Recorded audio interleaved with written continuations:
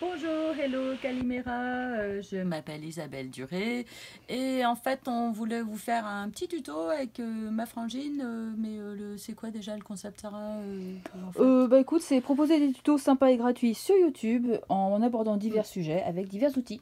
Voilà, c'est ça. Ah oui, donc du coup si je parle pas de mes outils, je vais me faire taper. C'est ça. Voilà le truc. Donc là, j'ai une estompe entre les mains, j'ai du fusain parce que sinon on verra rien sur la vidéo. J'ai un crayon gomme, le crayon gomme c'est pratique, on fait ça. Ah, rends-moi ton crayon avec des petits poils pour évacuer le truc. J'ai aussi un fusain en crayon et une petite lime à ongles pour affiner les crayons, affiner le fusain et un mouchoir au cas où. On a tout ça en période de confinement. Voilà, alors je vais prendre ma petite mémine comme modèle et on va dessiner d'observation. Donc Et au c'est départ, parti. c'est parti. Donc au départ, je vais tracer un carré. Ok, vous voyez pas le rapport, mais moi je vois un carré là, là, avec des arcs de cercle et ensuite vous remarquez toutes les phalanges et le bout des doigts, ça se transforme en arc de cercle. Le pouce arrive à la hauteur de la première phalange de l'index.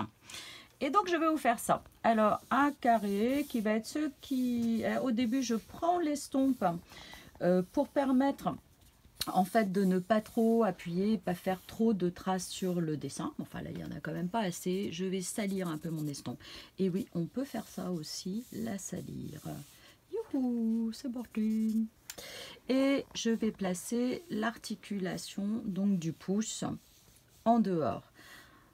Alors déjà un arc de cercle, un deuxième arc de cercle pour placer les phalanges. Ici, le troisième. Et ensuite, on aura la terminaison des doigts qui suivent encore un arc de cercle. Mais là, je vais pouvoir prendre un fusain pour qu'on voit un peu mieux. Je vais faire la direction des doigts. Celui-là dépasse légèrement et celui-là est plus court. Je vais les remettre un peu après.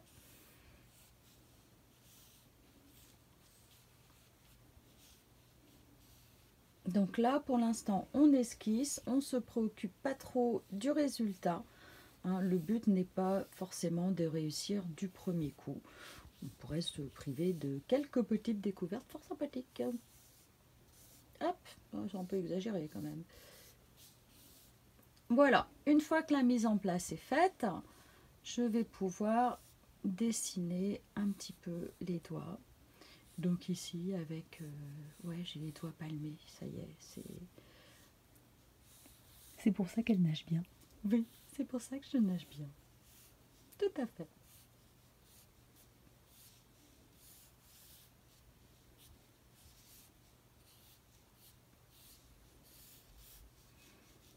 Alors pour l'instant, ça ne ressemble pas encore à grand chose, mais ça va venir. C'est bien que je garde la pause aussi. Franchement, mes doigts ils bougent tout seuls. Alors je vais salir mon estompe avec des fusains. Je précise que ce ne sont pas des fusains compressés. Parce que les fusains compressés, ça s'efface pas très très bien. Et il va falloir un petit peu plus quand même. Alors il y a un petit renflement au niveau des articulations.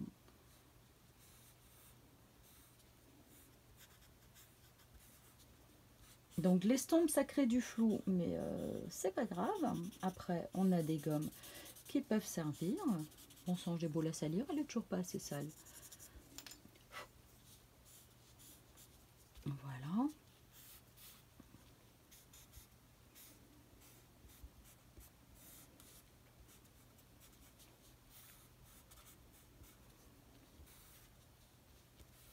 On va grossir un peu les doigts. Je pense que je vais être obligée de passer à un outil un petit peu plus précis. Si votre crayon n'est pas suffisamment bien taillé, comme ça ne rentre pas dedans, vous pouvez piquer la lime à ongles de votre femme, messieurs, ou de votre maman. Et là, ça vous permet d'affiner un petit peu votre crayon.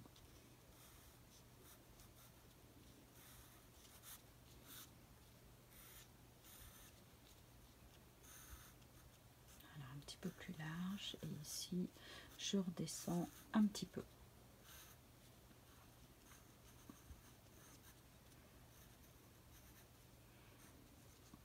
Je trouve que j'ai les doigts un peu ridés là. Comment ça se fait? C'est l'emprise du temps. C'est l'emprise du temps. Oh, punaise. C'est poétique. Oui, c'est poétique, c'est poétique. En fait, tu dis que je suis vieille. Ah ouais. Bon, eh ben, c'est pas grave. On fera avec. Ça s'appelle la diplomatie. Ça s'appelle la diplomatie. Cette voix est terrifiante. Heureusement que je t'exploite un petit peu, parce que... Bah bon, normalement, tu aurais dû faire un emploi fictif, je te le rappelle. Hein. Tu serais pas là en train de te faire exploiter par ta frangine. J'ai bien essayé, mais il y avait déjà tellement de place de prise que... Ah mince, t'as pas trouvé. Ah oui. Hop, donc je rappelle que en fait, le pouce arrive au niveau de la phalange de l'index. Index, du mal à retenir ce nom. C'est fou quand même. Je vais le faire un peu plus haut. Hop. Alors moi, j'arrive pas très bien à le plier, mon pouce, hein, mais...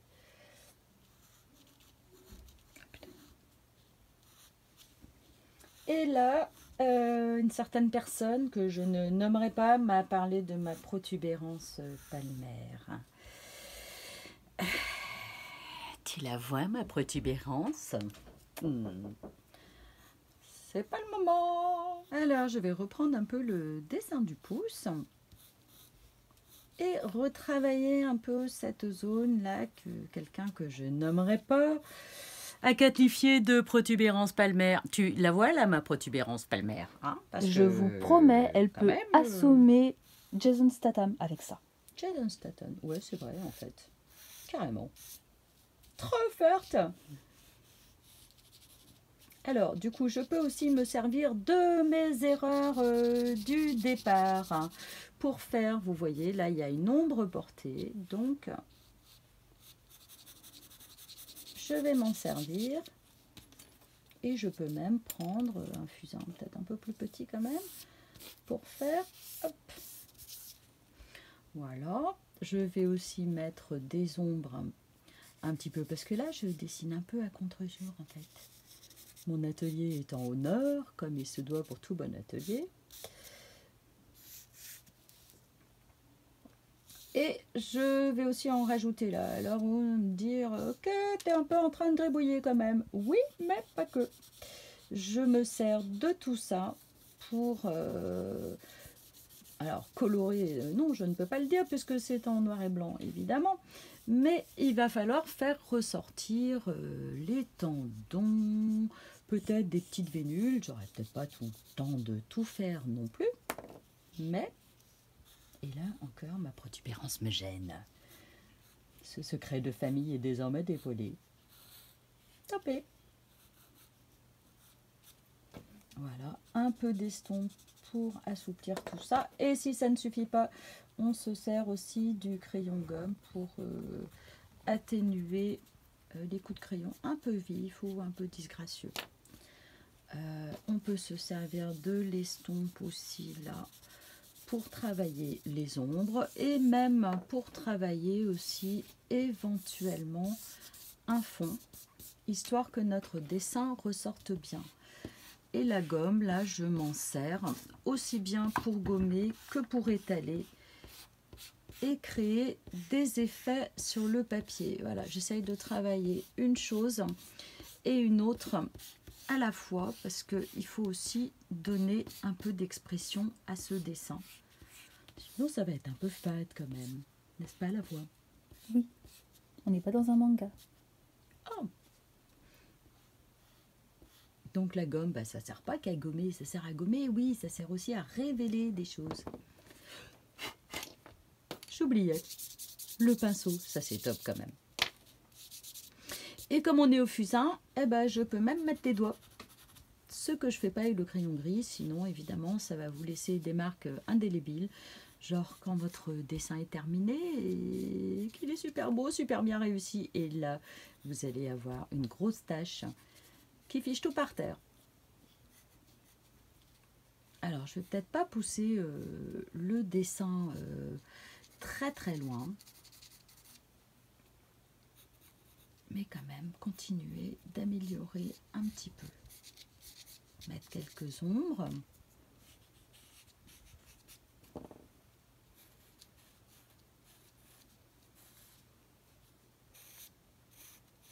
Là aussi, j'ai une protubérance, on dirait. Ça fait un équilibre. Alors, sur les ongles aussi, normalement. Et les cuticules. Ah, cuticule. J'adore ce mot, cuticule.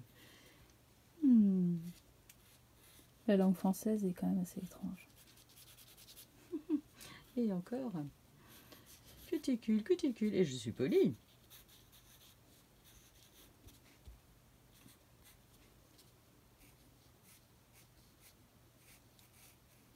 Alors, les petits renflements là, au niveau voilà, des articulations. C'est pas la même pose. Il faut que je reprenne.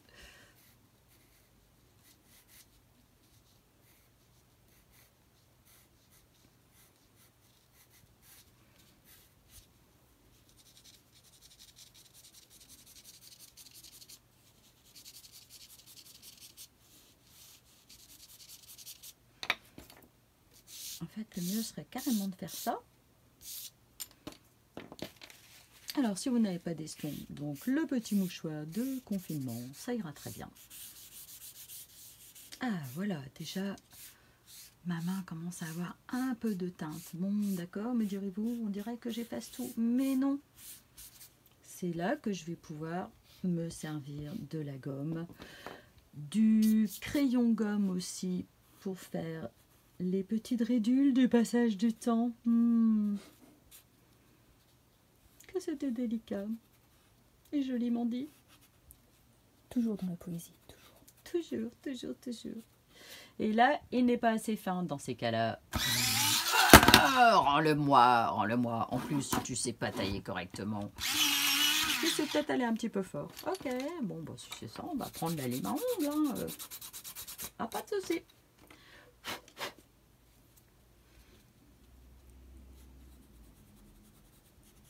Et là, ça me sert aussi pour écrire, en quelque sorte.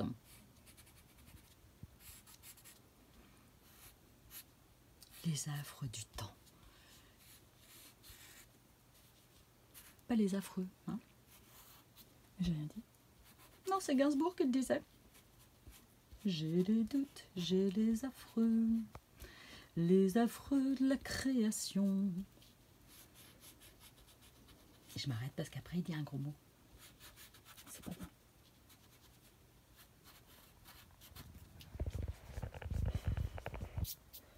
Voilà, voilà, voilà. On dirait que c'est un peu épais là quand même.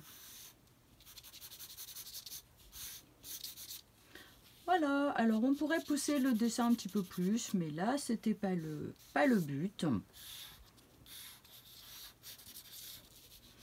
J'ai envie de faire quelque chose d'un petit peu plus expressif.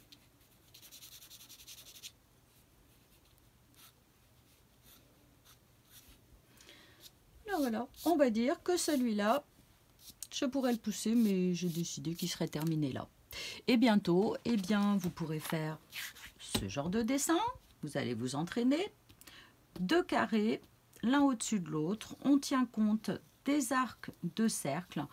On observe là donc le pouce qui arrive au niveau de l'index. Bon, il va falloir refaire un petit peu au niveau des contrastes, mais c'est pas trop mal quand même. Et bientôt, vous pourrez faire peut-être des mains comme ça, comme ça. D'ailleurs, je croise les doigts pour vous. Ou comme ça. Voilà, si vous voulez suivre cette petite vidéo, n'hésitez pas à me chercher sur les réseaux sociaux. Je mettrai en commentaire l'adresse de mon blog. Vous avez le droit de lever un pouce bleu. Moi, je n'arrive pas à le faire. Le mien, il ne marche pas. Hein. Mais si ça vous a plu, n'hésitez pas à partager et à laisser un petit commentaire parce que ça fera toujours plaisir à moi et à la voix. Oui. La voix qui est derrière. Tu vas croire, mais c'est moi le coach ici. C'est ça. Voilà. En fait, je ne sais pas qui exploite qui, mais ça, c'est une autre affaire. Je vous dis à ciao, à vos crayons, à vos pinceaux pour un prochain tuto bientôt. Allez, au revoir.